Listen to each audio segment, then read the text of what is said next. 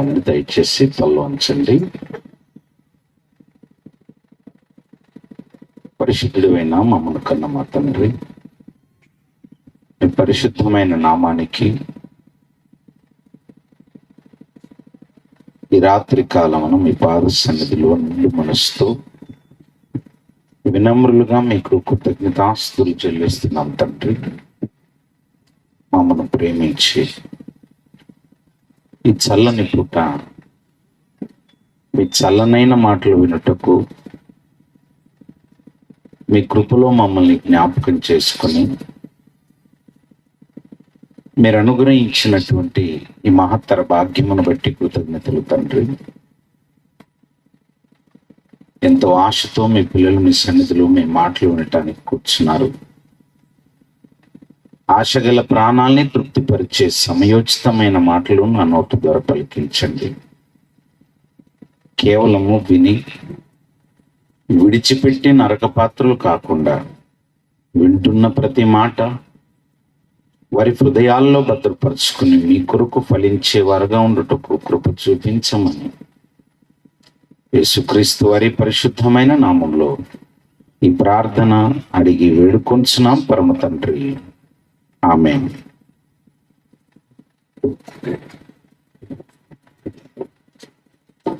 క్రీస్తునందు ప్రియమైన దేవుని వాళ్ళారా, ఈ 2 రోజుల క్రీస్తు విజ్ఞాన మహాసభల్లో దేవుని దివ్య వాక్కులను వినటానికి దేవుని సన్నిధికి చేసిన ప్రియులైన మీ అందరికీ, అలాగే వేదిక పైన ఉన్న దైవదాసులందరికీ ప్రభు అయిన యేసుక్రీస్తు వారి పరిశుద్ధమైన నామంలో నా ప్రత్యేకమైన వందనములు, శుభములు తెలియజేస్తున్నాను. ప్రియమైన దేవుని వారలారా, మొట్టమొదటిసారిగా మీ మధ్య దేవుని దివ్య వాక్కుల్ని పంచుకొనుటకు దేవుడు నాకు ఇచ్చిన ఈ చక్కటి సదవకాశమును బట్టి తండ్రి అయిన దేవునికి కృతజ్ఞతలు తెలుపుతూ, ఇక ఏమాత్రం మనం ఆలస్యం చేయకుండా దేవుని మాటల్ని ధ్యానం చేద్దాం. లోకంలో ఎన్నో విషయాలపైన మనిషి ఆనందమును, సంతోషమును, ఉత్సాహమును పొందాలని కోరుకుంటూ ప్రతినిత్యము సరదాగా గడపటానికి ఇష్టపడుతున్నాడు.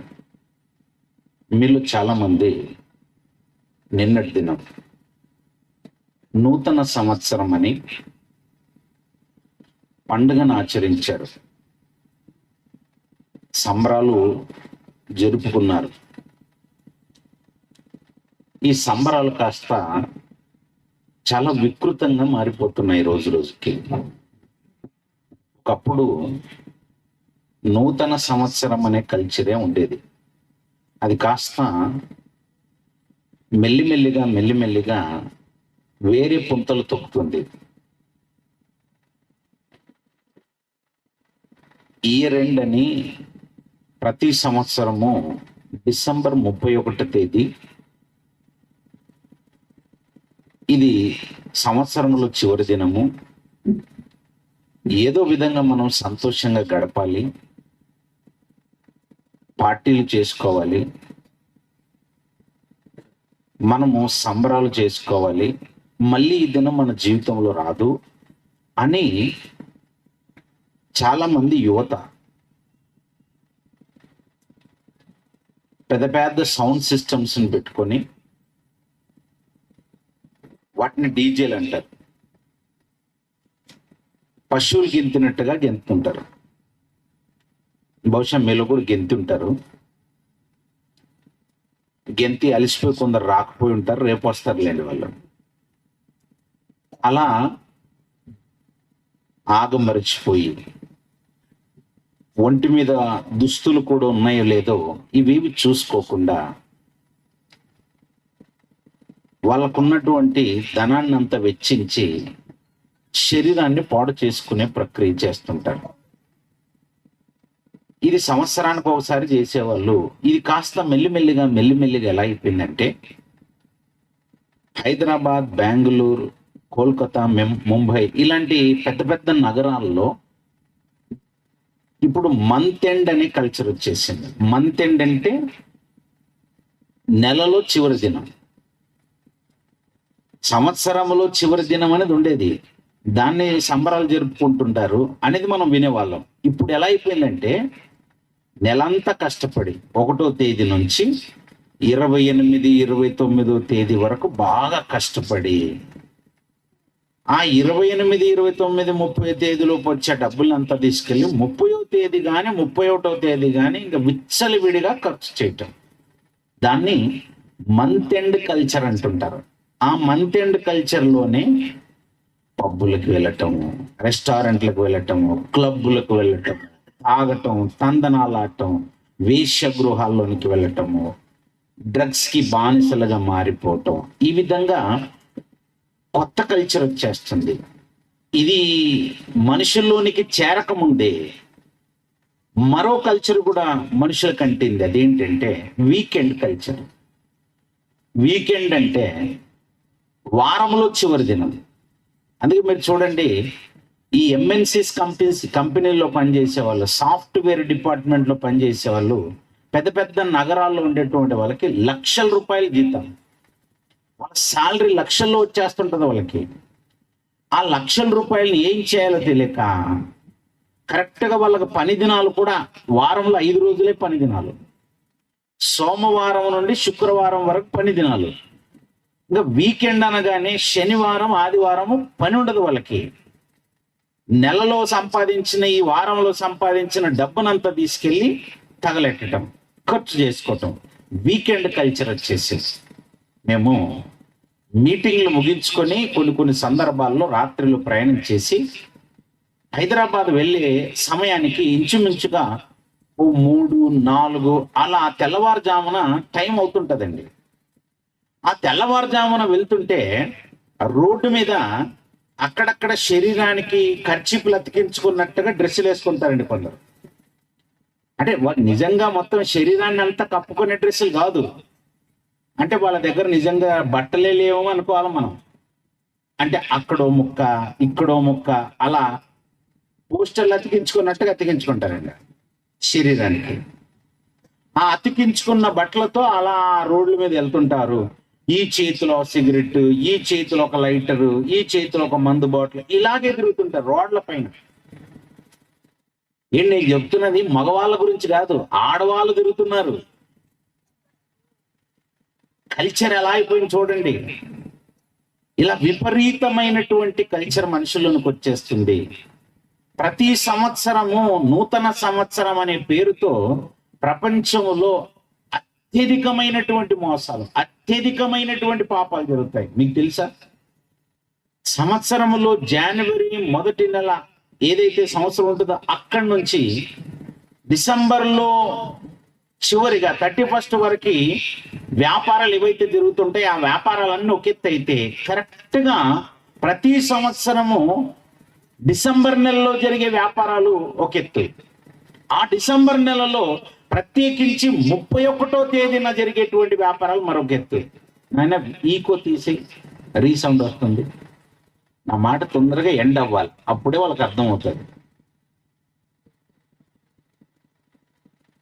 మొత్తం ప్రసంగం అయిపోయేంత వరకు ఈకో పెట్టద్దు, యాజ్ ఇట్ ఈస్గా పెట్టండి. ఎక్కడో బాక్స్ నా వైపు తిప్పి పెట్టారో నా వాయిస్ నాకే వస్తుంది, నేను ప్రసంగం చేయలేను. అలా ఎక్కడో సమ్వేర్ రీసెంట్ వస్తుంది, అది అలా తిప్పి పెట్టండి, అటువైపు తిప్పండి.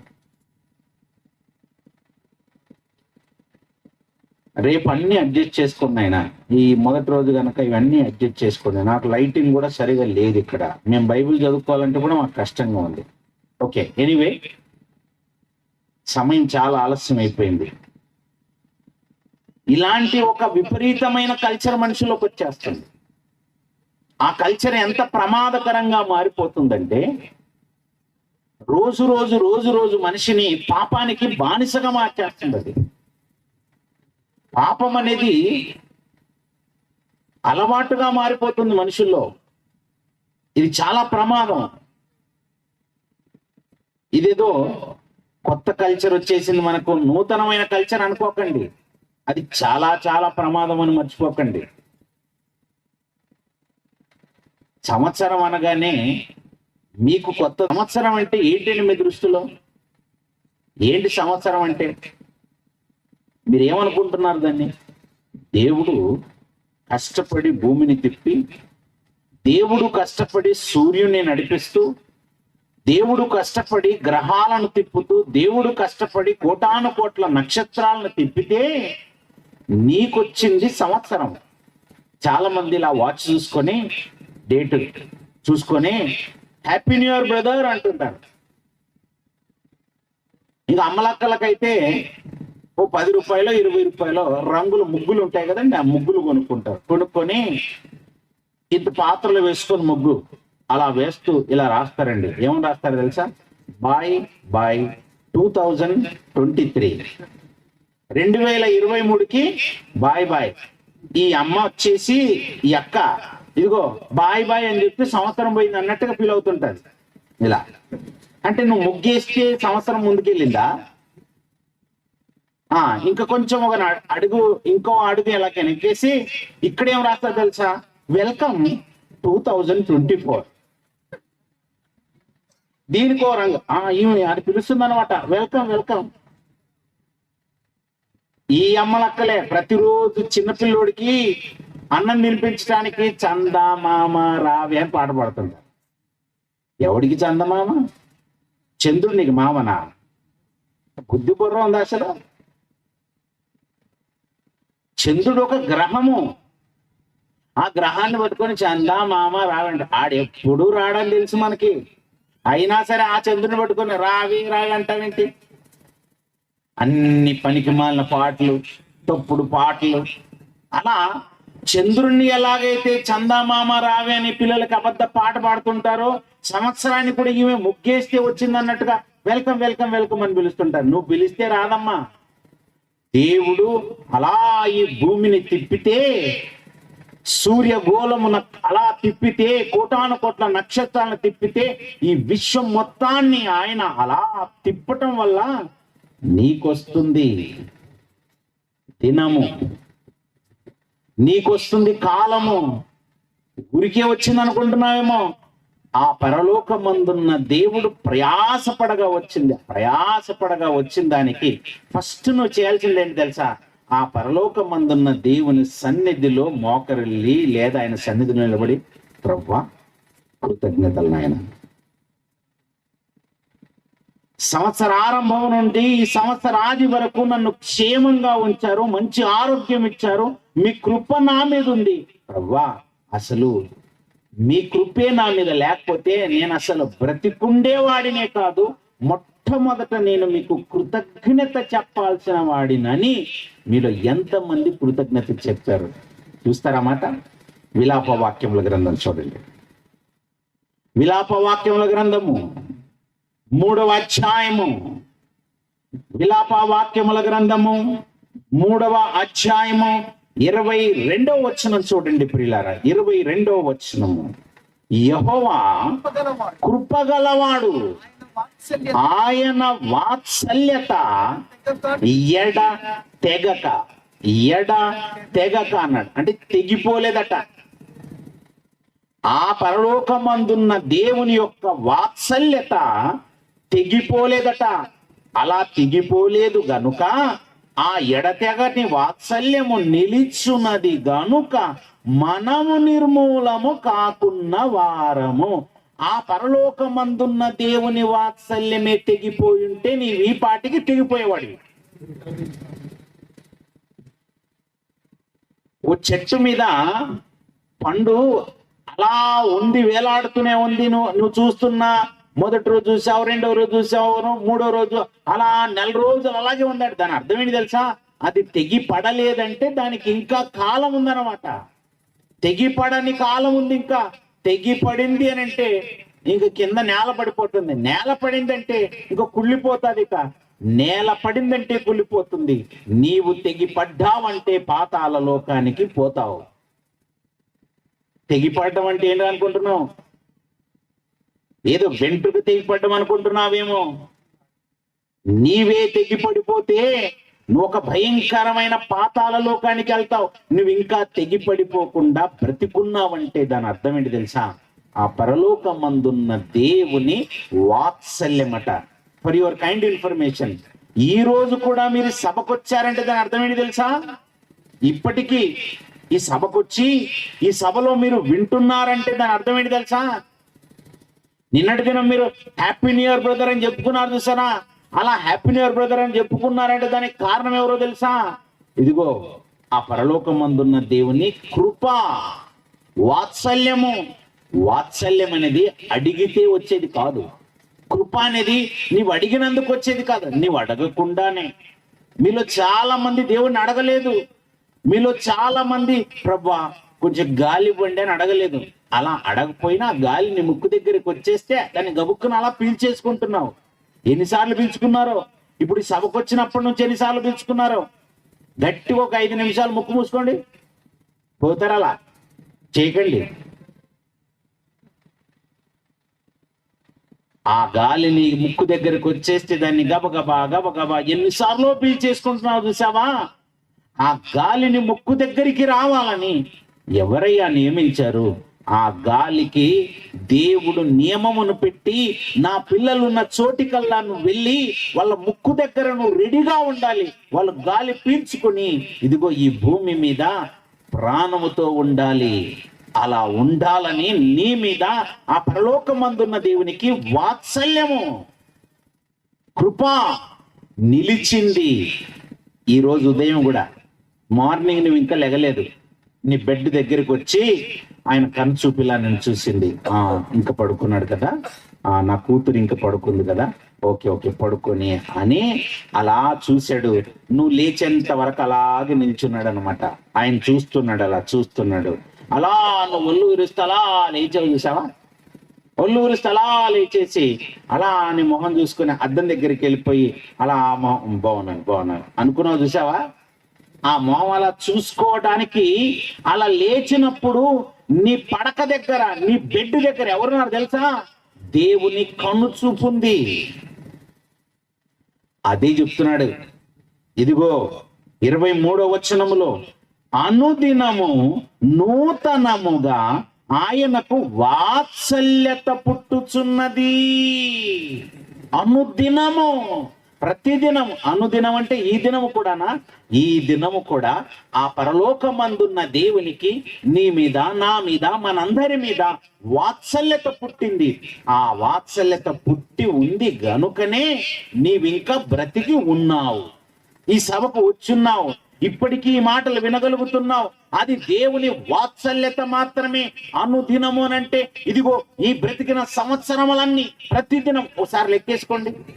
మీలో ఎవరైనా 100 సంవత్సరాల వయసు ఉన్నారనుకోండి, 100 సంవత్సరాల వయసు, 100 సంవత్సరాలు ఇంటూ ఒక్కో సంవత్సరంలో 365 రోజులు ఉంటాయి. మధ్య మధ్యలో లీప్ ఇయర్ ఉంటుంది, అందులో ఇంకో రోజు ఎక్కువే ఉంటుంది. 366 రోజులు వస్తాయి ప్రతి 4 సంవత్సరాలకి. ఈ లెక్కన వేసుకుంటే నువ్వు ఎన్ని రోజులు బ్రతికావు? 100 ఇంటూ 365. బాబోయ్, ఇన్ని వేల రోజులుగా నువ్వు బ్రతుకున్నావంటే ఆ పరలోకమందున్న దేవుని కృప ప్రతిదినం నీ మీద నిలుస్తుంది. వాత్సల్యత ప్రతిదినం నిలుస్తుంది. నువ్వు మాత్రం హ్యాపీ న్యూ ఇయర్ బ్రదర్ అంటున్నావు. కొన్నిసార్లు కొన్ని విషయాలు అర్థమే కావండి మనుషులు చేసేది. వీధిలో పెళ్లికి కుక్కలాడావిడు అన్నట్టుగా చాలా మంది రోడ్డు మీద వెళ్ళేవాడిని కూడా హ్యాపీ న్యూ ఇయర్ బ్రదర్ అంటుంటారు. పిలిచి మరి చెప్తుంటారు నూతన సంవత్సరాల శుభాకాంక్షలు, నూతన సంవత్సరాల బాగానే చెప్తున్నావు, నూతన సంవత్సరాల శుభాకాంక్షలు అని బాగానే చెప్తున్నావు. కానీ అది నూతన సంవత్సరంగా నీకు ఇచ్చింది ఎవరు? ఆ నూతన సంవత్సరమును నూతనంగా అనుభవించమని నీకు ఎవరు ఇచ్చారు? నువ్వు ఎప్పుడైనా గ్రహించావా? ఇదిగో ఓ పెద్ద టపాకాయ తీసుకుంటాడు, తారాజువా, దానికి అలా నిప్పంటిస్తాడు, అలా పైకి వెళ్తాడు, టాప్ మరి పేలుతుంది, పక్కన హ్యాపీ న్యూ ఇయర్ బ్రదర్ అంటాడు. ఏంటి ఆ పక్కన తారాజు పేల్చడం ఏంది, హ్యాపీ న్యూ ఇయర్ అంటాం ఏంటి? నువ్వు తారాజు నువ్వు ముగ్గేస్తే హ్యాపీ న్యూ ఇయర్ వస్తుందా? నువ్వు షేక్ హ్యాండ్ ఇస్తే హ్యాపీ న్యూ ఇయర్ వస్తుందా? అలా నువ్వేదో సంబరం చేసుకుంటే హ్యాపీ న్యూ ఇయర్ వస్తుందా? ఓడి ఇంత కేక్ పెట్టుకొని రెడీగా ఉంటాడండి, టైం చూడండి అంటుంటాడండి. టైం అలా టైం వచ్చేసి కరెక్ట్ కరెక్ట్గా అలా 12 దాటింది అనగానే ఇక స్టార్ట్ స్టార్ట్ స్టార్ట్ కట్ చేయండి అంటాడు. ఎందుకురా హడావిడి? దేనికి హడావిడి? ఎవరు చేశారు? కేక్ నువ్వు చేసుకున్నావు, కట్ చేసుకుంటున్నావు. కేక్ ఎందుకు కట్ చేస్తాడో తెలీదు. ఇన్ని చేస్తున్నావు చూసావా? నీ జీవితంలో ఒక హ్యాపీ న్యూ ఇయర్కి కారణం ఎవరో తెలుసా? ఆ పరలోకమందున్న దేవుడు. చాలా మందికి ఈ విషయం అర్థం కాక హబక్కూకు గ్రంథానికి వస్తారండి. హబక్కూకు గ్రంథంలో మాట చదువుతుంటారు. క్రైస్తవుల గురించి చెప్తున్నాను ఇప్పుడు. క్రైస్తవులు ఏం చేస్తారో తెలుసా? హబక్కూకు గ్రంథం చూడండి. హబక్కూకు గ్రంథము 3వ అధ్యాయము ప్రారంభ వచనం నుంచి చూద్దాం. హబక్కూకు గ్రంథము 3వ అధ్యాయము ప్రారంభ వచనం ప్రియులారా ఏమనుంది? హబక్కూకు గారు ప్రార్థన చేస్తున్నారు. ఏమని ప్రార్థన చేస్తున్నారు? ప్రవక్త అయిన హబక్కూకు చేసిన ప్రార్థన అని ఉంటుంది చూడండి. మనలో బహుశా ఇలాంటి ప్రార్థన ఎవ్వరు చేసి ఉండవు. చాలా బాగా ప్రార్థన చేశాడు. ఏమని ప్రార్థన చేస్తున్నాడండి? హబక్కూకు గారు ప్రార్థన చేస్తున్నారట. ఏమని ప్రార్థన చేస్తున్నారు తెలుసా? 2వ వచనం, యెహోవా నిన్ను గూర్చిన వార్త విని నేను భయపడుచున్నాను. ఏంటి? ఆ పరలోకమందున్న దేవునికి సంబంధించిన వార్త ఏదో హబక్కూకు గారికి తెలిసిందట. ఆ వార్త తెలియగానే ఈయన భయపడుతున్నాడట. భయపడుతూ ఈ విధంగా ప్రార్థనలు అడుగుతున్నాడు. యెహోవా సంవత్సరములు జరుగుచుండగా నీ కార్యము నూతన పరచుము. సంవత్సరములు జరుగుచుండగా నీ కార్యమును నూతన పరచుము. సంవత్సరములు జరుగుచుండగా దానిని తెలియజేయము. కోపించుచునే వాత్సల్యమును జ్ఞాపకమునకు తెచ్చుకొనుము. ఇప్పుడు వాత్సల్యం అనే మాట ఎక్కడ చదివాం గుర్తుందా? ఎక్కడ చదివాం? ఇప్పుడే చదివాం కదా. విలాపవాక్యముల గ్రంథం 3వ అధ్యాయంలో 22-23 వచనాల్లో దేవునికి వాత్సల్యం ఉందన్న విషయము హబక్కూకు గారు అర్థం చేసుకుంటున్నారు. అనుదినము మన మీద వాత్సల్యం ఉంటుందని అర్థమైపోయింది ఆయనకి. అర్థమై అంటున్నాడు, ప్రభువా మీరు కోపించుచునే వాత్సల్యమును జ్ఞాపకం తెచ్చుకోండి అంటున్నాడు. అసలు దేవునికి కోపం ఎందుకు వచ్చింది? దేవుని కోపానికి కారణం ఏంటి? ఆ పరలోకమందున్న దేవుడు కోపించుకుంటూనే వాత్సల్యము చూపమని హబక్కూకు గారు ఎందుకు అడుగుతున్నారు? అసలు దేవుణ్ణి హబక్కూకు గారు అడుగుతున్నా, ప్రభువా సంవత్సరములు జరుగుతుండగా నీ కార్యము నూతన పరచమంటే, కార్యం నూతన పరచడం అంటే చాలా మంది ఏమనుకున్నారంటే క్యాలెండర్ మార్చడం అనుకుంటున్నారు. కార్యం నూతన పరచడం అంటే కొత్త సంవత్సరం అనగానే కొత్త క్యాలెండర్ రాగానే ఓహో ఇదే అనుకుంటున్నారు. ఏంటి? క్యాలెండర్ను నూతన పరచమంటున్నాడా? ఇక్కడ క్యాలెండర్ను నూతన పరచమని అడగలేదు, కార్యము. ఏంటి క్యాలెండర్ అంటే ఏం నూతనం అవుతుందండి? క్యాలెండర్లో ఏం నూతనం ఉంటుంది? పాత క్యాలెండర్లోనేమో 2023 అని ఉంటుంది. కొత్త క్యాలెండర్లో ఏముంటుంది? 2024. ఓ నంబర్ మారిందంటే ఈ నంబర్ మారగానే, అందుకే అన్నాను కదా వీధిలో పెళ్లికి కుక్కల హడావిడి అన్నాడు. వీళ్ళంతా హడావిడి చేస్తారు. మీకు విషయం చెప్పనా? సంవత్సరమే కొత్తది కాదు, నెల కూడా కొత్తదే. మీ జీవితంలో ఎప్పుడైనా 2024లో జనవరి 1వ తేదీని చూసారా? జనవరి నెలను చూసారా? జనవరి 1వ తేదీ మాత్రమే కొత్తదా? 2వ తేదీ కొత్తది కాదా? 3వ తేదీ కాదా? 4వ తేదీ కాదా? ఫిబ్రవరి పాతదా? ఎవడే మీకు చెప్పాడు? ఫిబ్రవరి కొత్తదే, మార్చి కొత్తదే, ఏప్రిల్ అది కొత్తదే. ఇంకా 365 రోజులు కేకులు కొత్తవేంది? ఇక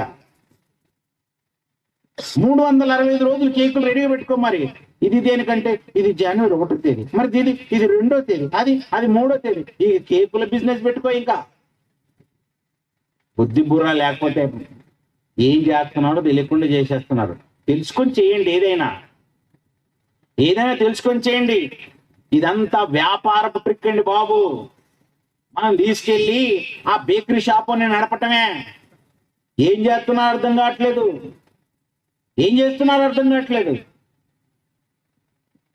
ఏంటి? జాగ్రత్తగా ఆలోచించేయండి. ఏదైనా మీరు మోసపోకండి. ఇదిగో ప్రతి దినం కొత్తది నాయన. 2024 కొత్తదే. 2024లో జనవరి నెల కొత్తదే, ఫిబ్రవరి నెల కొత్తదే, మార్చి నెల కొత్తదే, ప్రతి నెల కొత్తదే. ఇంకో మాట చెప్పనా? ప్రతి వారం కొత్తదే. ఇంకో మాట చెప్పనా?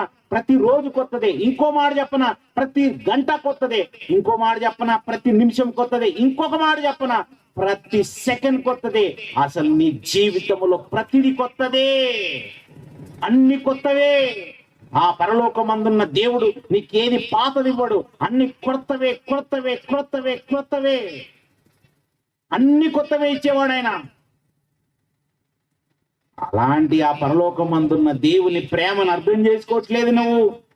అబ్బక్ గారు అంటున్నారు, ప్రభు మీరు చాలా కోపంగా ఉన్నారు, మిమ్మల్ని గురించిన వార్త వినగానే నాకు చాలా భయం వేస్తుంది, నేను చాలా రోజులుగా మీకు ప్రార్థన చేస్తున్నాను, నా ప్రార్థన మీరు వినట్లేదు అంటున్నాడు. అంటే అబ్బక్ గారికి దేవునితో చాలా క్లోజ్ బాండింగ్ ఉంది, మంచి రిలేషన్ ఉంది. పిల్లలు ఉన్నారు, మన పిల్లలు ఉన్నారు అనుకో, వాడు మనం కొట్టినా మన దగ్గరకు వస్తుంటాడు, మనం తిట్టినా మన దగ్గరకు వస్తుంటాడు, ఓ దెబ్బేసినా మన దగ్గరకు వస్తాడు, కొద్దిసేపు ఏడుస్తాడు, వచ్చేసి మన దగ్గర కూర్చొని డాడీ ప్లీజ్ డాడీ నాకు కారే కావాలి డాడీ, ఆ కారు కొనిపెట్టాడు. ఓరే అది కారు బొమ్మ రా, అది కారు కాదు, మన ఇంట్లో ఆల్రెడీ ఒరిజినల్ కారు ఉందిరా, ఆ కారులో తిప్పుతానంటే నాకు ఈ కారు నచ్చలేదు డాడీ, నాకు ఆ బొమ్మ కారే కావాలంటుంటాడు. ఒరే అది బొమ్మ కార్రాన్ని కాలు పట్టదు, అందులో పట్టకపోయినా పర్లేదు డాడీ నాకు అదే కావాలంటాడండి. ఒరే అది ఇరిగిపోతుందంటే నాకు అదే కావాలి డాడీ అంటుంటాడండి. వాడు దాన్ని బండకేసి కొట్టినా నాకు అదే కారు కావాలంటాడండి. వాడి మనసు తండ్రికి తెలిసి కనుక, ఇదిగో తండ్రి కూడా అంటాడు సరే సరేలే నిన్ను బట్టి ఈ బొమ్మ కారు ఇదిగో నీకు. కానీ అబ్బక్ గారి ప్రార్థనను మాత్రం సరే సరేలే నువ్వు అడిగావు కనుక సరి చేస్తానని మాత్రం దేవుడు వెంటనే ఆన్సర్ ఇవ్వలేదండి.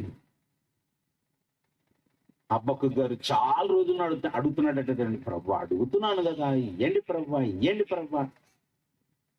మనం ఎలా అడుగుతాం తెలుసా, మనం ప్రార్థన చేస్తాం, దేవునికి ప్రార్థన చేస్తాం, ఎలా ప్రార్థన చేస్తాం, దయచేయండి ప్రభు అంటున్నాడు, దయచేయండి. ఆయన బెదిరిస్తున్నట్టు ఇవ్వండి ప్రభు ఇవ్వండి, కారు ఇచ్చేయండి ప్రభు అంటుంటాడండి, ఉద్యోగం ఇచ్చేయండి ప్రభు అంటాడు. ఎక్కడరా ఇచ్చేది, ఎక్కడ ఇచ్చేది? నీ బ్రతుకు చూస్తుంటే ఆయన ఇచ్చేయండి ఇచ్చేయండి అంట.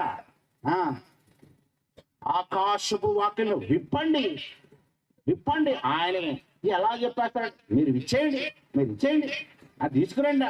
ఆకాశపు వాక్యాల గురించి నీకు తెలియదు, ఆకాశపు వాక్యాలు ఏమున్నాయి తెలుసా అసలు? ఆకాశపు తూములని గనక విప్పాడనుకో జలప్రేమ వచ్చి చచ్చిపోతావరా నాయన. ఇవి తెలియక ఆకాశపు వాక్యులను విప్పి పట్టజాలనంత పట్టిటి అడగరాదు, పట్టజాలని దీవెనలు ఎందుకండి బాబు, ఏడు పెట్టుకుంటాం మరి. కామన్ సెన్స్ తో అడగండి, పట్టే అడగండి, నీ చేతిలో పట్టే అడగండి, నీకు సరిపోయేంత అడగండి. లేదు ప్రభు పట్టకూడదు, మరి అందులో పోతావు, మరి నువ్వు పట్టింది వచ్చిందనుకో నువ్వు అందులోనే పోతావు, అయినా పర్లేదు రాని అంటావా మరి. సెన్స్ అండి, కొంచెం సెన్స్ వాడండి. ఆయన ఆర్డర్ చేసేస్తుంటారు ఇచ్చేయండి ఇచ్చేయండి, మరి అది ఉండదు పావడం ఉండదు, ఆయన ఇచ్చేయి ప్రభు అంటున్నారు. అబ్బక్ గారు ఎలా ఎత్తున్నారు, ప్రభు అడుగుతున్నాను ప్రభు, మొన్నటి నుంచి అడుగుతున్నాను, వారం రోజులైంది, నెల రోజులైంది, సంవత్సరం నుంచి అడుగుతున్నాను, 2 ఏళ్ళకి అడుగుతున్నాను, మీరు నా మాటినట్లేదు ప్రభు. మీరు వాళ్ళకి దేవుడి యొక్క ఆ తీవ్రమైన కోపం ఎలా ఉంటుందో తెలుసు గనక ఒళ్ళు దగ్గర పెట్టుకొని అడుగుతున్నారు. అది మన వాళ్ళకి తెలియదు, అడుగుతున్నాడండి, పదే అడుగుతున్నాడండి. మొదటి అధ్యాయం మొదటి వచనం చూడండి. ప్రవక్త అయ్యగు హబ్బక్కు నొద్దకు దర్శనీతిగా వచ్చినటువంటి దేవోక్తిని రాస్తున్నాడు. 2వ వచనంలో, యెహోవా నేను మొరపెట్టినను నీవెన్నాళ్ళు ఆలకింపకుందు. దేవుడు మా అబ్బక్ గారి ప్రార్థన ఆలకించాడా ఆలకించలేదా? ఈ మాటను బట్టి చెప్పండి. ఆలకించట్లేదట. ఈయనట ఎన్నాళ్ళుగానో అడుగుతూనే ఉన్నాడట, మొరపెడుతున్నాడట. ప్రభువా ప్రభువా ప్రభువా ప్రభువా ప్రభువా ప్రభువా నేను అడిగాను కదా ప్రభువా, నేను ఎన్నాళ్ళుగా మొరపెడుతున్నా, మీరు నా మొర వినట్లేదు. వినడా? భక్తులు ప్రార్థన చేసిన కొన్ని సందర్భాలలో దేవుడు వినడు, జాగ్రత్తగా వినాలి మీరు. భక్తులు ప్రార్థన చేయగానే వాళ్ళు ఏది అడిగితే ఇచ్చేస్తాడు అనుకోకండి. కొన్ని సందర్భాలలో భక్తులని ఆగు, నువ్వు నన్ను అడిగినా నేను ఇవ్వను, ఉండు కొద్దిసేపు ఉండు, ఎందుకు నాన్న నువ్వు అడుగుతున్నావు? ఇర్మియా నువ్వు వీళ్ళ గురించి ప్రార్థన చేయొద్దు, నువ్వు ప్రార్థన చేస్తే నేను వినాల్సి వస్తుంది, వీళ్ళ గురించి నువ్వు ప్రార్థన చేయొద్దు అని అడిగాడు. దేవుడు చెప్పాడు ఇర్మియాకి, ఇదిగో అబ్బక్కు కూడా ప్రార్థన చేస్తున్నాడు, దేవుడు వినట్లేదు. అలాగని అబ్బక్కు గారు మంచోడు కాదనుకోకండి, ఆయన భక్తుడే. కానీ భక్తుని మొరను ఎన్నాళ్ళుగానో దేవుడు వినట్లేదట. యెహోవా, నేను మొరపెట్టినను నీవెన్నాళ్ళు ఆలకింపకుందువు, బలాత్కారము జరుగుతున్నదని నేను నీకు మొరపెట్టినను నీవు రక్షింపకై ఉన్నావేంటి ప్రభువా?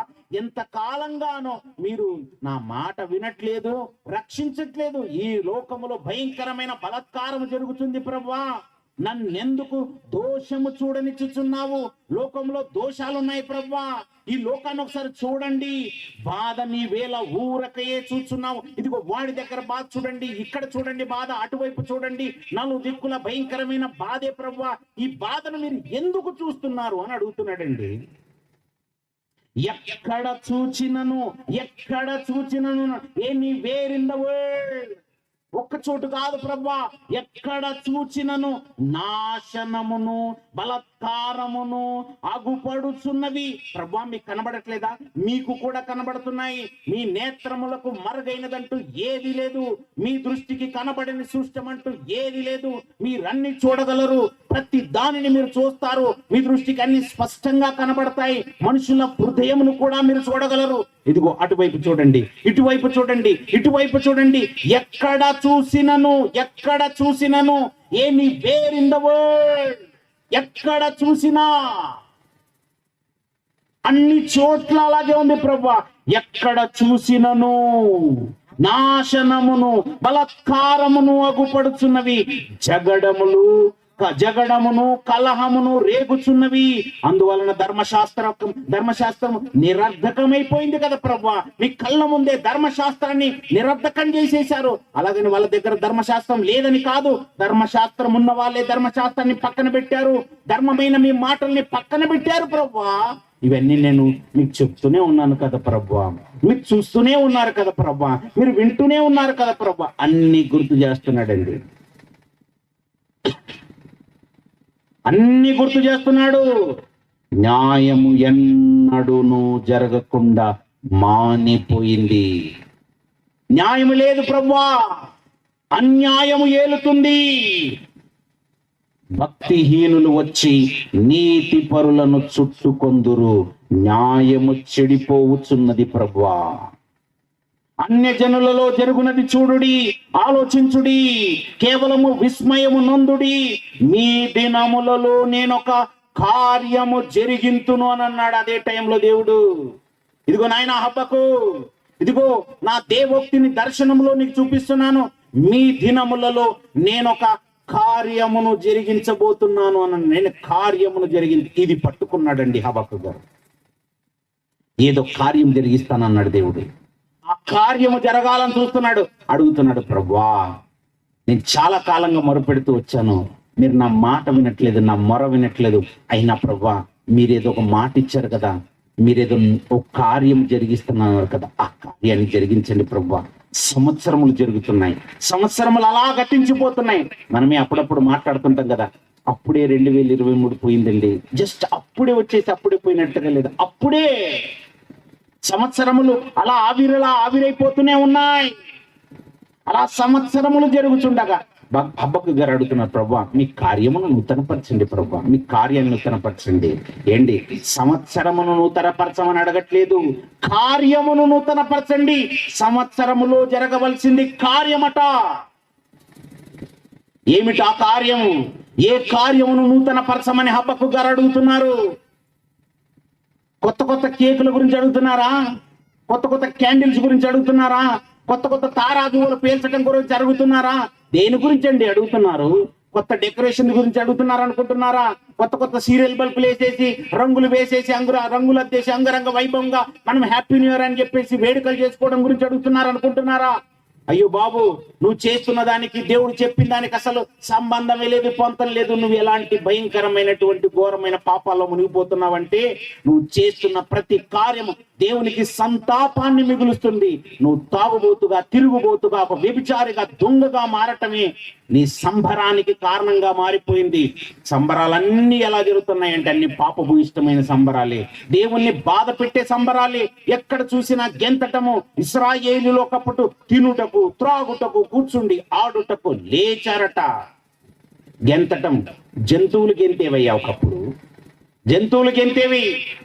అలాంటిది ఆ జంతువుల కల్చర్ మనుషుల్లోనికి వచ్చేసింది. మనుషులు గెంతటం అలవాటు చేసుకున్నారు. తినటానికి, తాగటానికి, చక్కగా కూర్చోవటం, ఆడటానికి, లేవటం, గెంతులు వేయటం, ఇదే కల్చర్ అయిపోయింది. ఆ పరలోకమందున్న దేవుడు నువ్వు గెంతితే ఏ విధంగా ఆనందపడతాడు?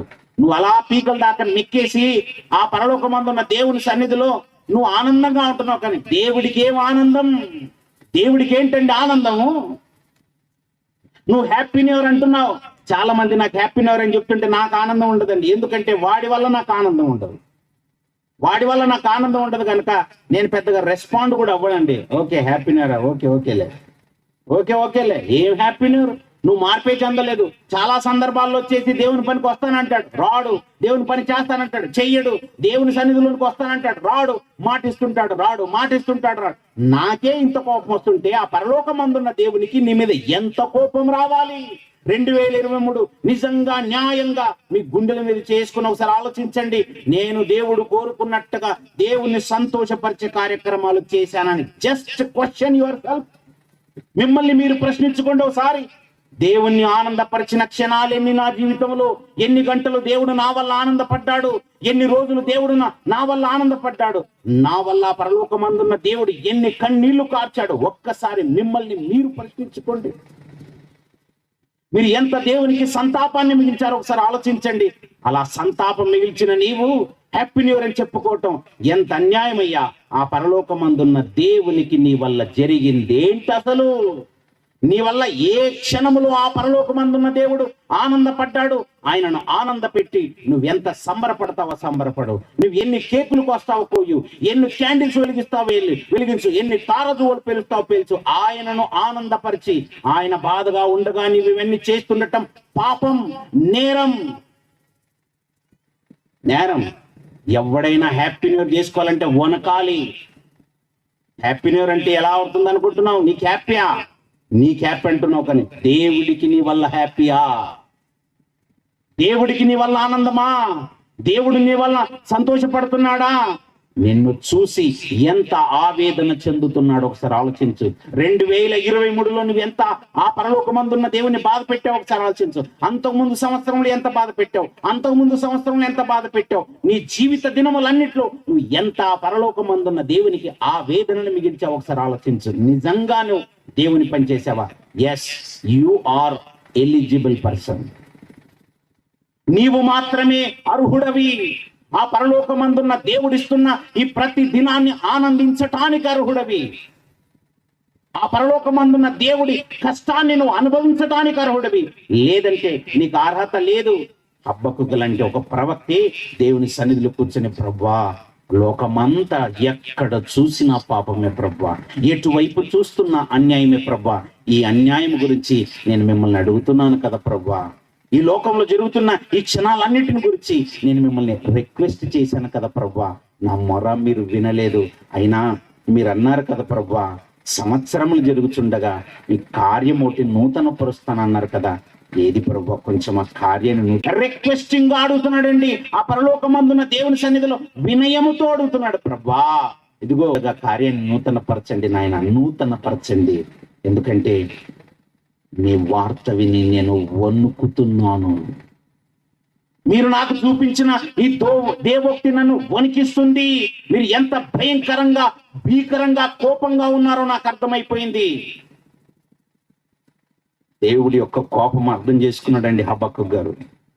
ఈ లోకానికి అర్థం కాలేదు దేవుని కోపం.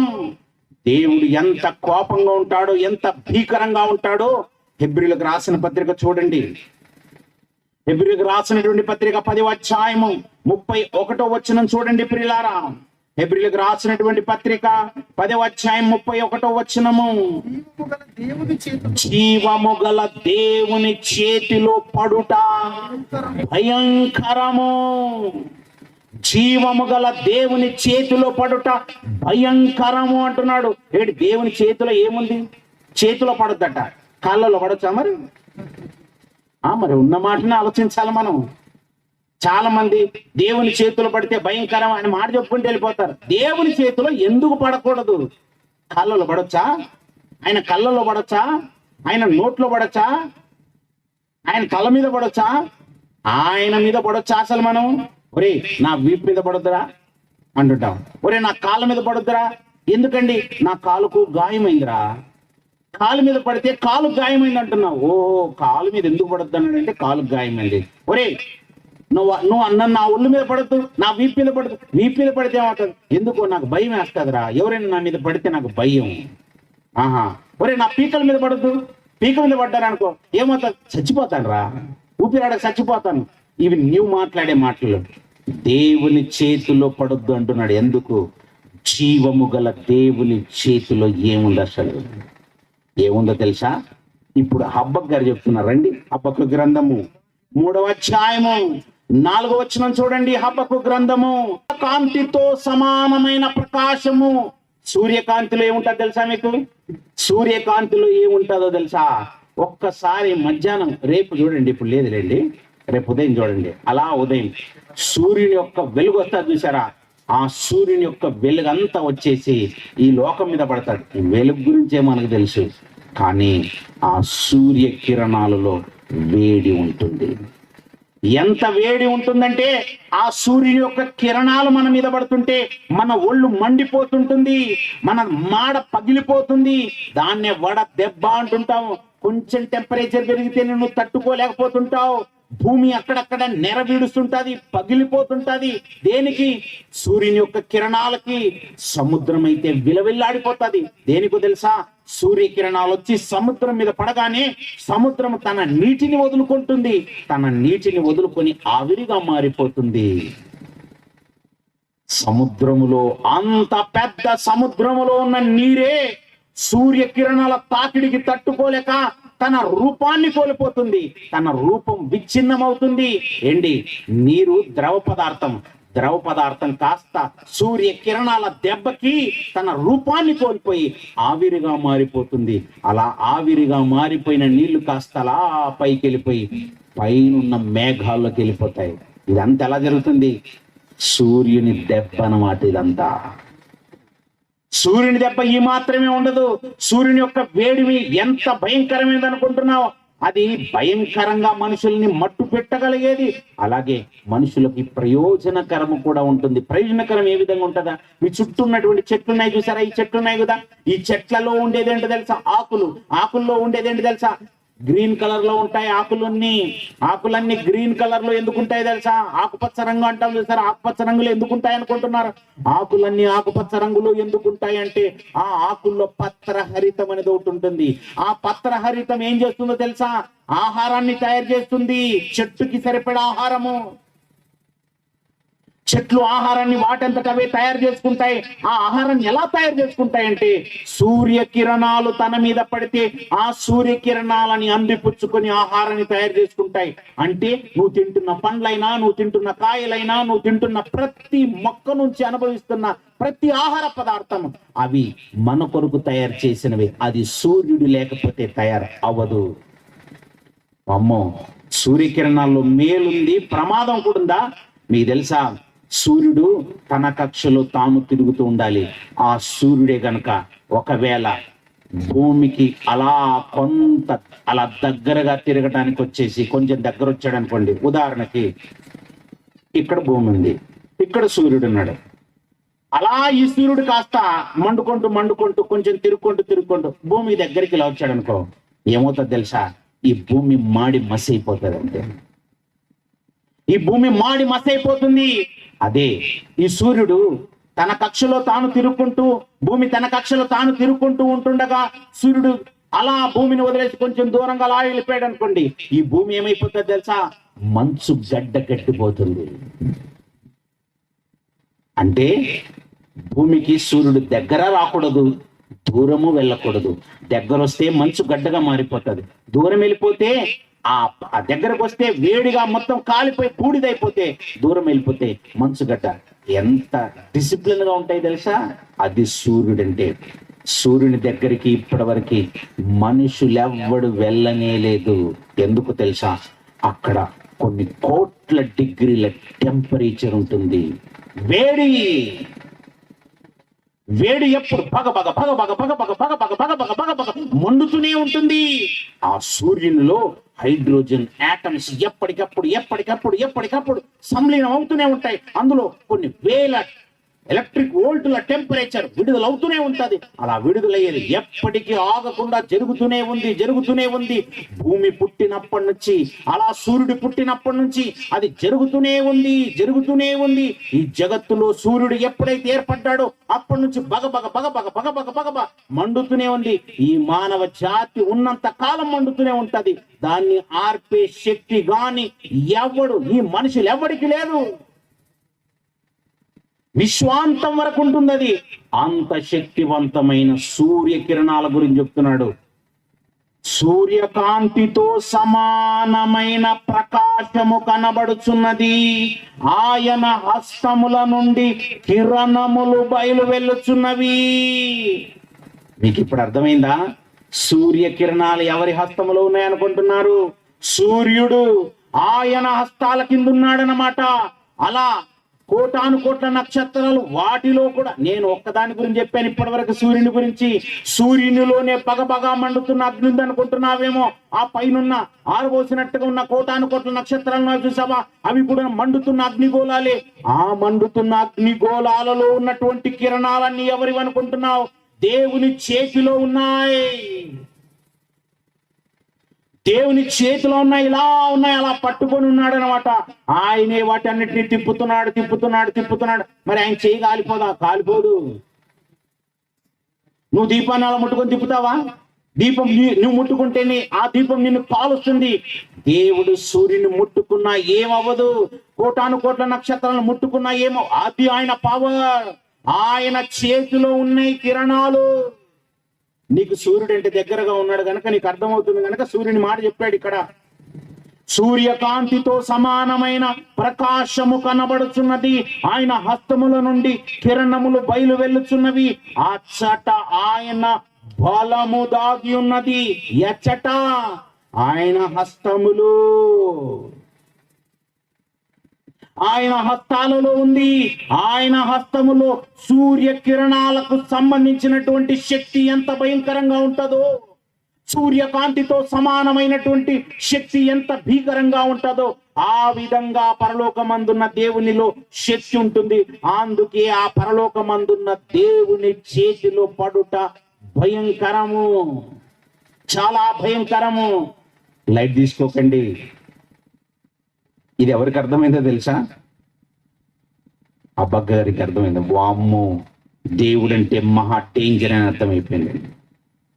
యమా డేంజర్ అండి బాబోయ్, దేవుడితో అస్సలు పెట్టుకోకూడదు. అందుకే ఆయన సన్నిధికి వెళ్ళి, ప్రభువా నేను ఎన్నాళ్ళుగానో మొరపెడుతున్నాను, నా మొర వినరా. సంవత్సరములు జరుగుతున్నాయి, బాధేస్తుంది ప్రభువా, నొప్పిగా ఉంది ప్రభువా, వేదనగా ఉంది నాయన. అక్కడ అన్యాయం జరుగుతుంది, ఇక్కడ అన్యాయం జరుగుతుంది. భక్తుడు కదండి, భక్తులకి అన్యాయం జరుగుతుంటే సహించలేరండి. వాళ్ళు తట్టుకోలేరండి. ఒక మోసగాడిని చూస్తే తట్టుకోలేకపోతుంటాడు. ఏంటి మాకు కూడా అన్యాయం చూస్తుంటే తట్టుకోవాలనిపించదు, కనుకే ఈ ఆవేశంతో మాట్లాడుతున్నట్టుగా మీకు అనిపిస్తుంటావు. ఇది దైవావేశం అండి. మీరు మారాలని, మీరు దేవుని చెంతకు రావాలని, ఆ పరలోకమందున్న దేవుడు కరములు చాచి మన కొరకు ఎదురు చూస్తున్నాడని ఆయన ప్రేమను పంచే ప్రయత్నమేనండి. మీ ఎవ్వరి మీద మాకు కోపం లేదండి. మిమ్మల్ని ప్రేమించే ఆ పరలోకమందున్న దేవుని గద్దింపుకు మీరు లోబడాలని చెప్తున్నాము. ఆయన కోపం చాలా భీకరంగా ఉంటుంది. భక్తులకు అర్థమైంది గనక చెప్తున్నాం. మేము వాక్యాన్ని చదివాం గనక, ఆ వాక్యమును అర్థం చేసుకున్నాం గనక ఆ భక్తుల మనసును, ఆ పరలోకమందున్న దేవుని మనసును అర్థం చేసుకుని మీ ఊళ్ళోకి వస్తున్నాం. జాగ్రత్త. సంవత్సరములు జరుగుతుండగా మిమ్మల్ని మీరు జాగ్రత్త పరుచుకోవాల్సిన అవసరం ఉంది. భక్తుడు అంటున్నాడు, ప్రభువా సంవత్సరం జరుగుతుండగా నీ కార్యాన్ని నూతనపరచండి ప్రభువా. ఒళ్ళు జలధరించినట్టుగా ఉంటుంది ప్రభువా, ఒళ్ళు వెన్నులో వణుకు పుడుతుంది ప్రభువా. ఎందుకు? దేవుని కార్యాలు అంత భయంకరంగా ఉంటాయి. దేవుని యొక్క బలం అంత భయంకరంగా ఉంటుంది. దేవుని చేతులు పట్టడం అంత భయంకరం. ఏం చెప్పినందుకు భయపడ్డాడు అసలు? అబ్బగారు ఏం చెప్పినందుకు భయపడ్డాడు? ఏం చెప్పాడో తెలుసా? ఈ ఇశ్రాయేలీయులు ఉన్నారే, ఇశ్రాయేలీయులకు ఎంతో చెప్పాను ఆయన, ఎన్నో సందర్భాల్లో చెప్పాను. నా పిల్లల్ని పంపించాను, ప్రవక్తలను పంపించాను, న్యాయాధిపతులను పంపించాను, చెప్పించాను. మారలేదయ్యా వాళ్ళు. ఎంత చెప్పినా మారట్లేదయ్యా, నా చెంతకు రావట్లేదయ్యా. అలా రాలేని వాళ్ళని ఏం చేయమంటారు? అలా రాలేని వాళ్ళని, నా మాట వినలేని వాళ్ళకి నేనేంటో చూపించాలని, ఇదిగో నాయన, నేను వాళ్ళ మీదకి క్రూరులను రప్పించబోతున్నాను. వాళ్ళ మీదకి నేను క్రూరులను రప్పించబోతున్నాను. వాళ్ళు ఎలాంటి క్రూరులో తెలుసా? ఓసారి హబక్కు గ్రంథం చూడండి. హబక్కు గ్రంథము 1వ అధ్యాయము 6వ వచనం చూడండి ప్రియులారా. 6వ వచనము, హబక్కు గ్రంథము 1వ అధ్యాయం 6వ వచనము. ఆలకించుడి, తమవి కాని ఉనికి పట్టులను ఆక్రమించవలనని బూదిగంతముల వరకు సంచరించు ఉద్రేకము గల క్రూరులకు కాల్దీయులను నేను రేపుచున్నాను. దేవుడు ఎవరిని రేపబోతున్నాడట? ఇదిగో, ఉద్రేకము గల క్రూరులకు కల్దీయులను నేను రేపుచున్నాను. ఉద్రేకము గల కల్దీయులు. వాళ్ళు కల్దీయులు అంటే ఎవరు కాదు, బబులోను వారు. ప్రస్తుతము మన భారతదేశంలో అని మనం ఏదైతే చెప్తున్నాం, మన భారతదేశానికి కొంచెం పైన ఉంటుంది చూసారా, ఇరాకీల గురించి చెప్తున్నాడు. అమ్మో, ఇరాకీలు క్రూరులా? ఒకప్పటి ఇరాకీలు, బబులోను వారు ఎంత క్రూరులో తెలుసా? వాళ్ళు ఘోరమైన వాళ్ళు వస్తుంటే ఎలా ఉంటుందో తెలుసా? 7వ వచనం చూడండి. వారు ఘోరమైన భీకర జనముగా ఉన్నారు. వారు ప్రభుత్వమును విధులను తమ ఇచ్చ వచ్చినట్లు ఏర్పరచుకొందురు. వారి గుర్రములు చిరుత పులుల కంటే వేగముగా పరిగెత్తును. రాత్రి యందు తిరుగులాడు తోడేళ్ల కంటెను అవి చురుకైనవి. వారి రౌతులు దూరము నుండి వచ్చి తటాలున చొరబడుదురు. ఎరను పట్టుకొనుటకై పక్షిరాజు వడిగా వచ్చినట్లుగా వారు పరిగెత్తి వత్తురు. వారు వెనక చూడకుండా బలాత్కారము చేయుటకై వారు వచ్చేస్తారు. ఇసుక రేణువులంత విస్తారముగా వారు జనులను పట్టుకొని తీసుకెళ్లిపోతారు. అలా దేవుడు ఇదంతా చూపించాడండి. అబ్బగ్గరికి దెబ్బకి వణికిపోయారండి. బాబోయ్, మీరు చూపించారంటే ఈ దేవోక్తి ఖచ్చితంగా నెరవేరుతుంది. మీ గురించిన వార్త వినగానే నాకు భయం వేస్తుంది ప్రభువా. వణుక్కుంటూ ప్రార్థన చేస్తున్నాను. ప్రభా ప్లీజ్ ప్లీజ్ ప్లీజ్ ప్లీజ్ నైనా ప్లీజ్ ప్రభా, మీరు ఏదో కార్యం నూతన పరుస్తున్నాను, వెంటనే కార్యం నూతన పరచండి ప్రభా. ఇవన్నీ చూస్తుంటే ఒళ్ళు జలధరించిపోతుంది. ఆయన వెన్నులో వణుకు పుట్టింది. దేనికో తెలుసా? వస్తారిక తమవి కాని ఉనికి పట్టులను ఆక్రమించు వారు వస్తారు. క్రూరులకు నేర్పరులైన క్రూరుల వాళ్ళు, కల్దీయులు వచ్చారా, ముక్కల కింద నరికేస్తారు ఒక్కొక్కరిని. చిరుత పుల్ల కంటే వేగంగా పరిగెత్తే వాళ్ళు, ఆ ఆకాశం నుండి పక్షి అలా రైన ఎరమిదికి దిగినట్టుగా పరిగెత్తుకుని వస్తారు వాళ్ళు. వాళ్ళ రౌతులు చాలా వేగంగా వచ్చేవి. అవన్నీ చూస్తుంటేనే భయం వేస్తుంది. ఎలా ఉన్నారు? ఓ 10 మంది వస్తారా? 100 మంది వస్తారా? ఓ 1000 మంది వస్తారా? లేదు, వేలకు వేలు వస్తారు. ఇసుకలా పడిపోతారు వచ్చేసి. ఒక్కొక్కరి చేతిలో కత్తులు, ఈటెలు, బాణాలు, మమ్మల్ని చంపేస్తారు. వాళ్ళు పొడిచే పొడుపుడికి ఎలా ఉంటది? గుండెలు చీల్చుకుని పోతాయి. మాలో చాలా మంది చచ్చిపోతారు. మాలో ఎవరు చచ్చిపోతారు. మాలో చాలా మంది స్త్రీలను వాళ్ళు చేపట్టుకుని తీసుకెళ్లిపోతారు. మా పిల్లల్ని తీసుకెళ్లిపోతారు. ఇవన్నీ అబ్బగారికి కళ్ళ ముందు కనబడగానే అమ్మో, దేవుడికి కోపం వచ్చేసింది. జీవము గల దేవుని చేతిలో పడుట భయంకరము. సూర్యకాంతితో సమానమైనటువంటి ఆ భయంకరమైన వెలుగు ఆయన చేతిలో ఉంది. ఆయన చేతిలో బలం ఉంది.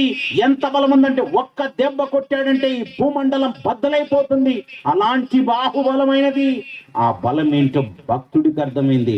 భక్తిహీనుడిగా నీకు అర్థం కావట్లేదు. కనీసం ఇప్పుడైనా అర్థం చేసుకో. నువ్వేదో బ్రతికున్నావంటే గొప్పడివని కాదు.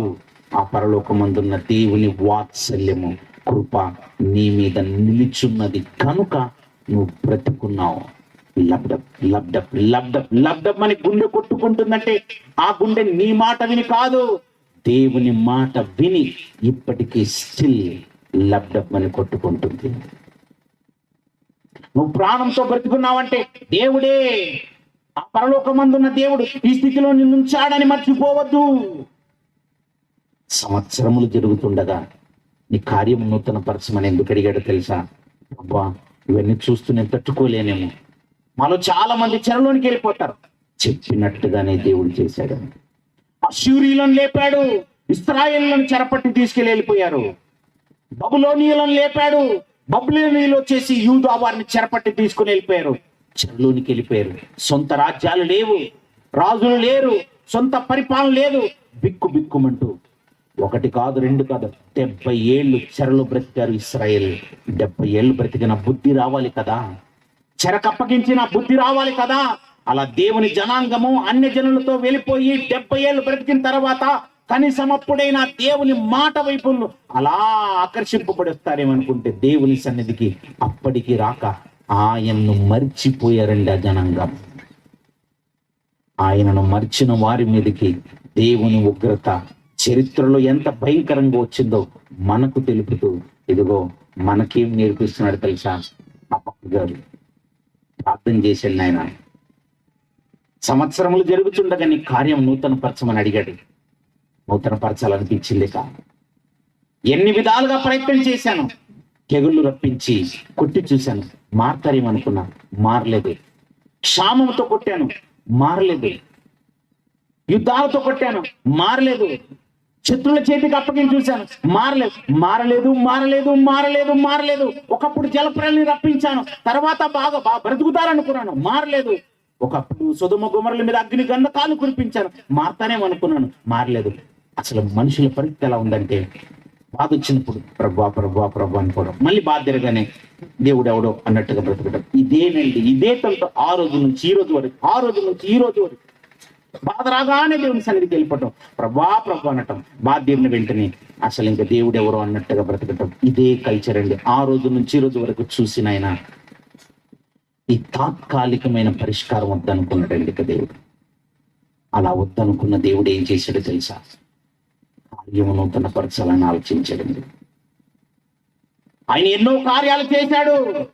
ఈ భూమి ఆయన చేసిన కార్యాలలో ఒకటి, భూమి పండుతుంది. ఆయన చేసిన కార్యాలలో ఒకటి, సూర్యుడు మండుతున్నాడు. ఆయన చేసిన కార్యాలలో ఒకటి, సూర్యుడు వెలిగిస్తున్నాడు. ఆయన చేసిన కార్యాలలో ఒకటి, సూర్య చంద్ర నక్షత్రాలు, కోటాను కోట్ల నక్షత్రాలు, ఇవన్నీ ఆయన చేసిన కార్యాలు.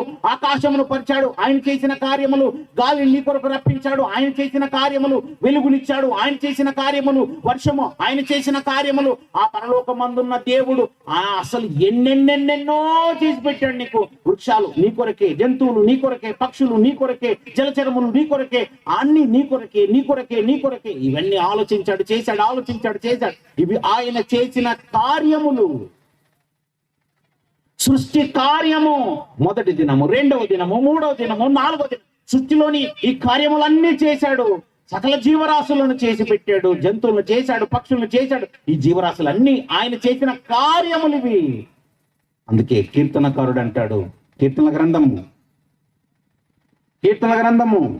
104వ అధ్యాయము 24వ వచనం చూడండి ప్రియులారా. కీర్తన గ్రంథము 104వ అధ్యాయము 24వ వచనాన్ని చూస్తే, యెహోవా నీ కార్యములు ఎన్నెన్ని విధములుగా ఉన్నవి. ఆ పరలోకమందున్న దేవుని కార్యములు ఎలా ఉన్నాయట? ఎన్నెన్ని విధాలుగానో ఉన్నాయట. 139వ కీర్తనకు రండి. కీర్తన గ్రంథం 139వ అధ్యాయం 14వ వచనం చూడండి. అందులో ఆశ్చర్య కార్యములు అన్న మాట చెప్తుంటాడు చూడండి.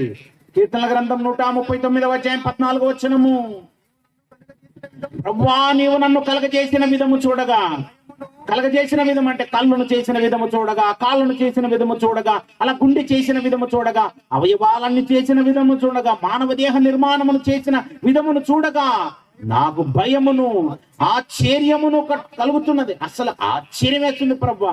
అంటే దేవుని కార్యాలు ఏ కార్యాలు? నీ కార్యములు ఆశ్చర్య కార్యములు. నాకు బాగా అర్థమైందని భక్తులు చెప్తున్నారు.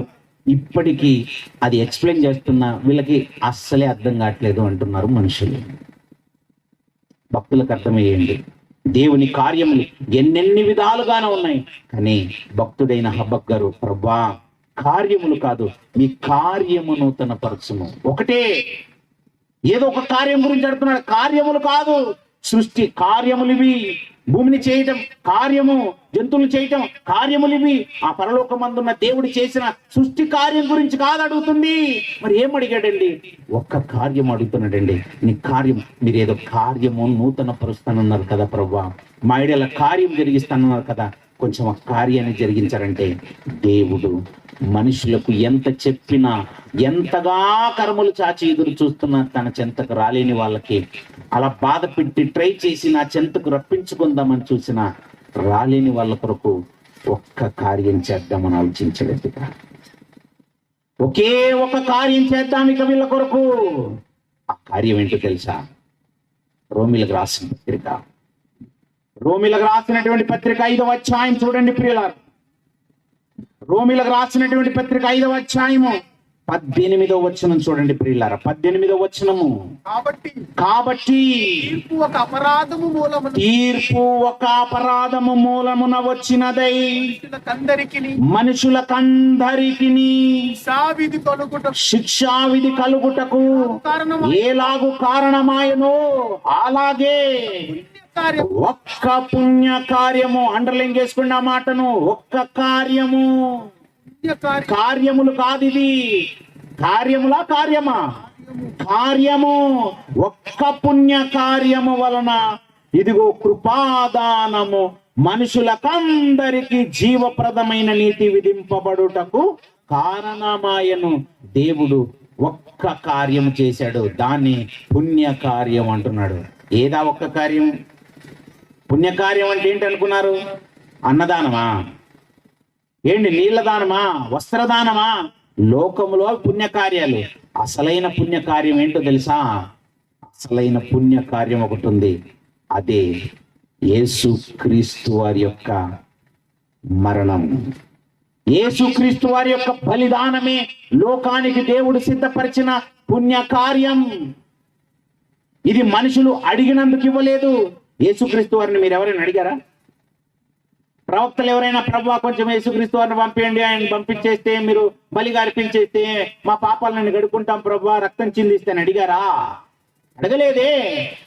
దేవుడే ఒక్క పుణ్య కార్యమును సిద్ధపరిచి లోకం కొరకు తన జ్యేష్ఠ కుమారుడైన యేసుక్రీస్తు వారిని పంపి బలిదానం చేశాడు.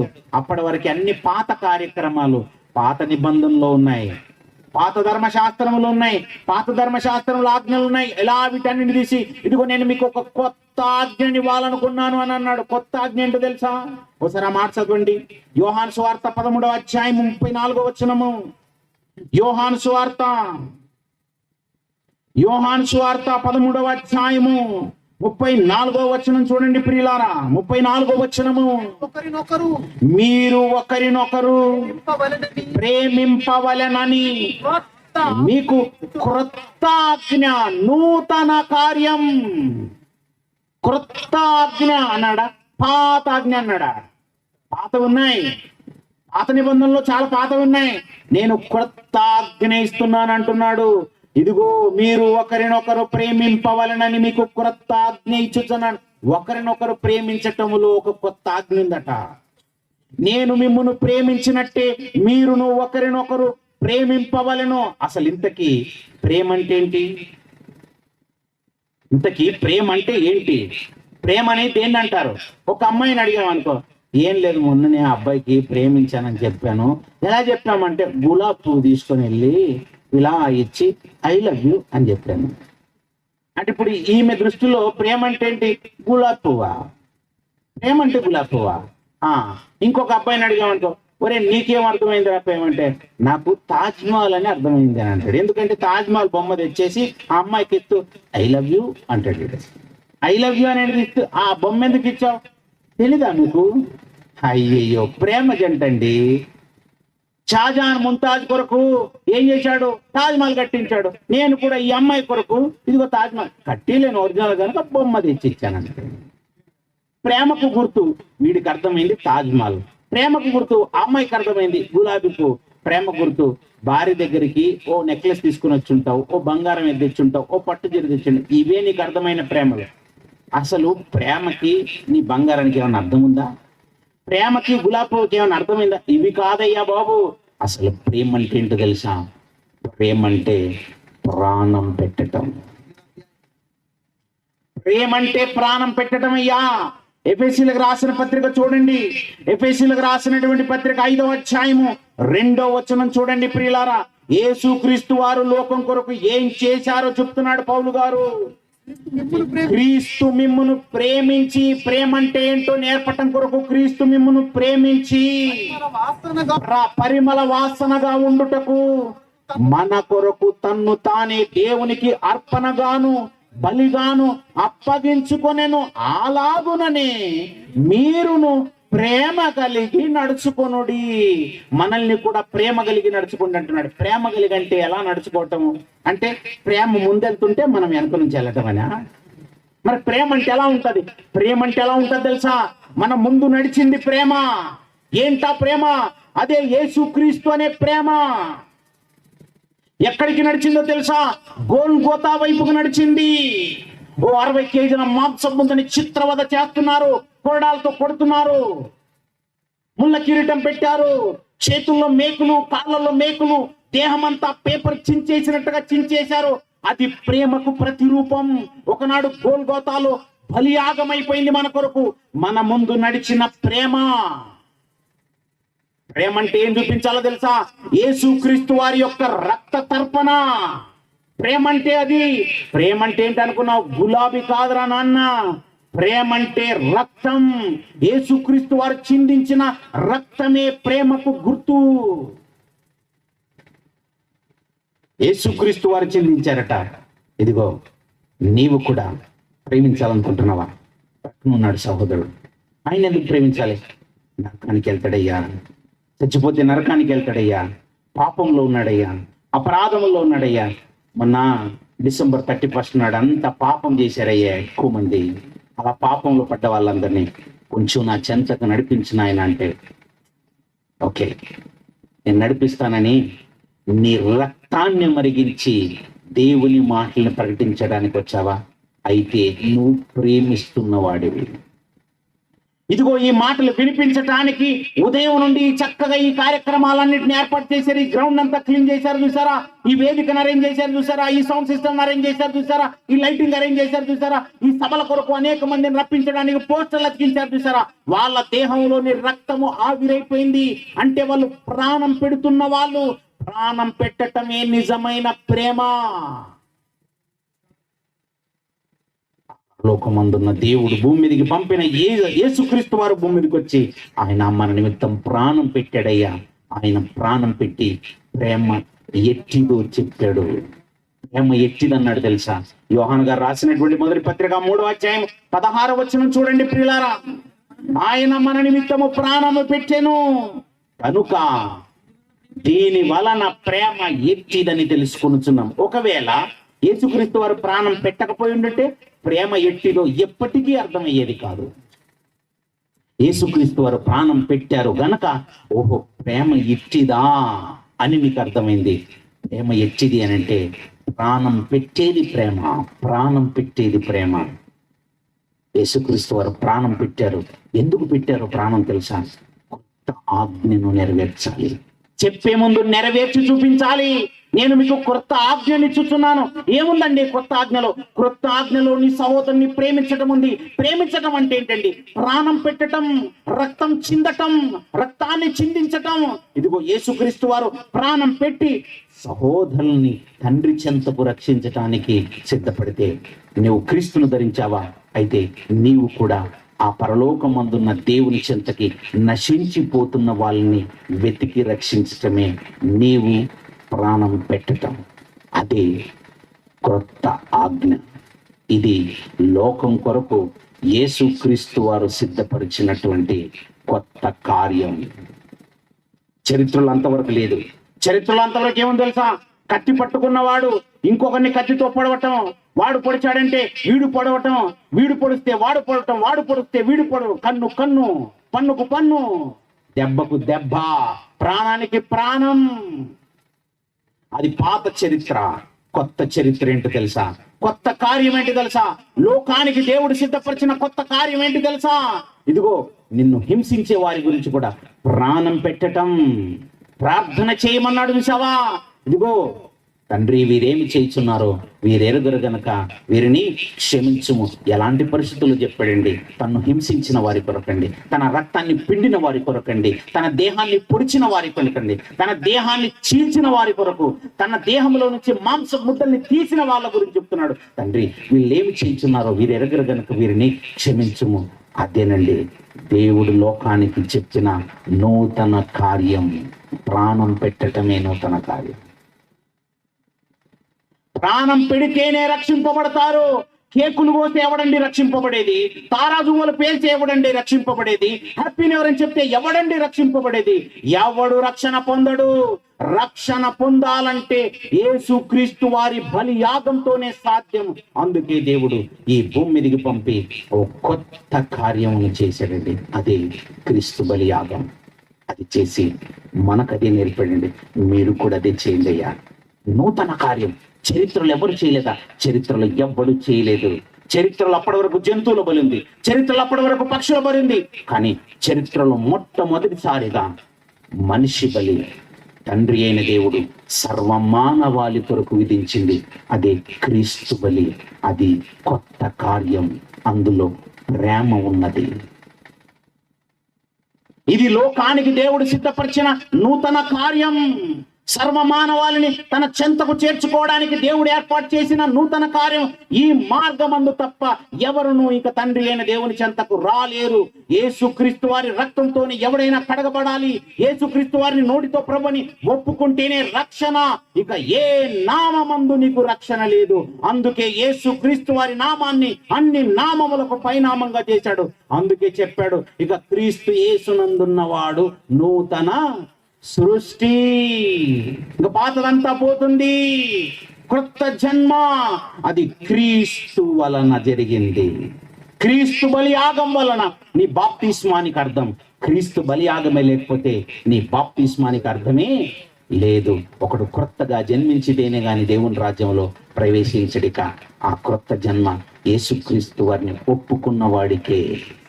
కొత్త జన్మ ఒప్పుకుంటేనే పరలోకం. చూసారా, ఇన్ని విషయాలు లింక్ చేసింది క్రీస్తు రక్తంతో.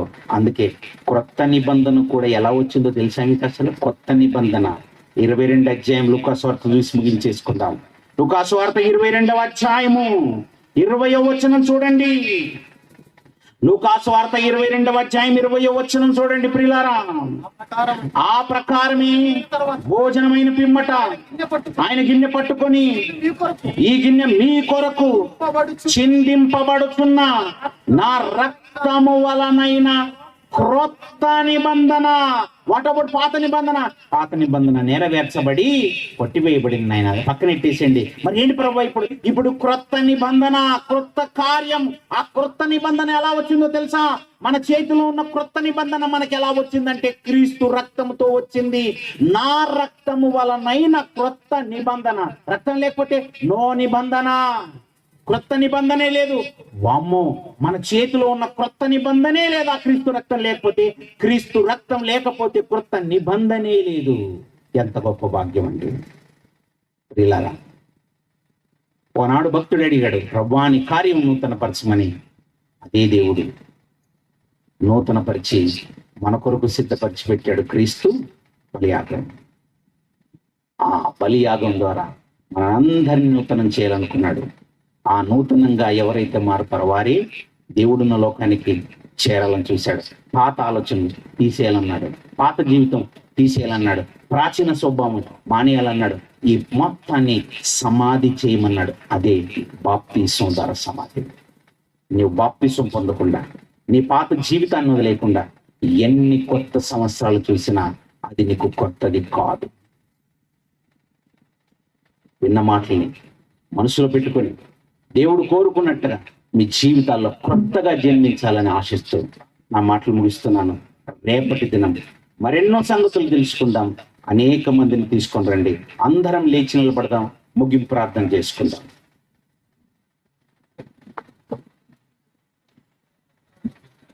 మహాపరిశుద్ధుడైన మమ్మల్ని కన్న మా తండ్రి, మీ అనాది కాల సంకల్పంలో మీ పిల్లలుగా మమ్మల్ని ఈ భూమి మీదకి పంపించారు. ఆయన ఈ చల్లటి చలిలో కూడా మీ సంకల్పాన్ని అర్థం చేసుకోవటానికి మీరు నూతన పరిచిన కార్యం అర్థం చేసుకోవడానికి ఓపికతో మీ పిల్లలు కూర్చొని మీ మాటలు విన్నారు నాయన. మీరు మా కొరకు ఎంత నలిగిపోయారో, మీ మనసు ఎంత నలిగిపోయిందో మీరు మా కొరకు రాయించిన మాటల్లో నుండి మేము అర్థం చేసుకున్నాం. మా కొరకు సిద్ధపరిచిన అత్యద్భుతమైన అతి నూతనమైనటువంటి కార్యం మీ కుమారుడైన క్రీస్తు బలియాగం. ఆయన బలియాగం వలనే మేము తిరిగి మీరున్న లోకానికి చేరుతామని మాకు అర్థమైంది ప్రభు. ఇది లోకములో అనేక మందికి తెలియజేసి కొందరినైనా రక్షించే వారముగా మేము ఉండాలని మీ పిల్లలు ప్రయాసపడి ఈ 2 రోజుల సభలను ఏర్పాటు చేశారు.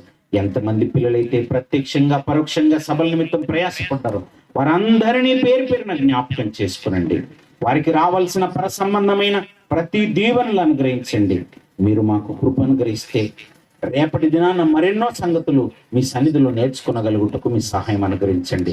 వాతావరణాన్ని మీ చిత్తమైతే మాకు అనుకూలపరిచి మీ సన్నిధిలో విలువైన సంగతులు మేము వినగలుగుటకు కృప చేయమని సభ ముగించుకొని మీ పిల్లలు వారి వారి స్థలాలకు బయలుదేరి వెళ్తుండగా క్షేమంగా వారి గమ్యస్థానాలకు చేర్చమని, ఇంతటి గొప్ప జ్ఞానాన్ని మాకు నేర్పి సమాజంలో ఉన్నతంగా ప్రకటించుటకు శిక్షణ ఇచ్చిన మీ కుమారుడు మా ఆత్మీయ తండ్రి జయశాలి గారిని మీ సన్నిధిలో జ్ఞాపకం చేసుకొని మీ కుమారుడికి మంచి ఆరోగ్యమును ఆయుష్ను అనుగ్రహించమని కోరుతూ మా ప్రభువును మీ ప్రియ కుమారుడునైన యేసుక్రీస్తు వారి పరిశుద్ధమైన నామంలో ఈ ప్రార్థన అడిగి వేడుకొంచున్నాం పరమ తండ్రి. మన తండ్రి అయిన దేవుని ప్రేమ, కుమారుడైన యేసుక్రీస్తు వారి యొక్క కృప, పరిశుద్ధాత్మ దేవుని అన్యోన్యమైన సహవాసము సకల పరిశుద్ధులకు సదాకాలము తోడయుండి నడిపించును గాక. ఆమేన్. మీ అందరికీ వందనాలండి.